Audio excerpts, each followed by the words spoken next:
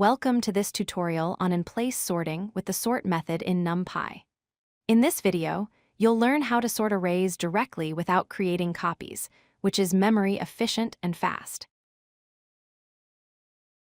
Let's start by understanding what in-place sorting means. In-place sorting modifies the original array directly without creating a new sorted copy. This approach is memory efficient because no extra array is created, but keep in mind that the original array will be changed permanently. NumPy provides the sort method for in-place sorting. The syntax is simple. You call array.sort. This method sorts the array in ascending order by default and returns none, not a new array. This is important to remember because the sorting happens directly on your original array. Here's a basic example. We create an array with values 3, 1, 4, 1, and 5. When we call array.sort, the array is modified in place. After sorting, if we print the array, we get 1, 1, 3, 4, 5.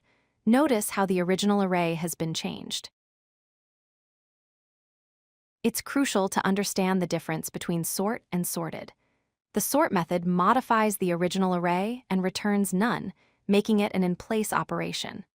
On the other hand, the sorted function creates a new array and returns the sorted copy, leaving the original array unchanged. Choose based on whether you need to preserve your original data. For multidimensional arrays, you can specify which axis to sort along using the axis parameter.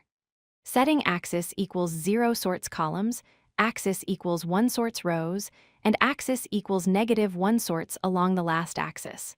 Note that axis equals none will cause an error with the sort method. For that, you need to use numpy.sort instead. You can also choose the sorting algorithm using the kind parameter. NumPy supports quicksort, mergesort, and heapsort. The default algorithm is quicksort because it offers the best performance in most cases. You can specify a different algorithm if your specific use case requires it. Let's recap the key points. First, the sort method modifies the original array in place. Second, it returns none, not a new array.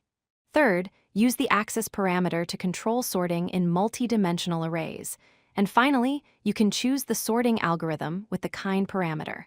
Understanding these concepts will help you sort arrays efficiently in your NumPy projects.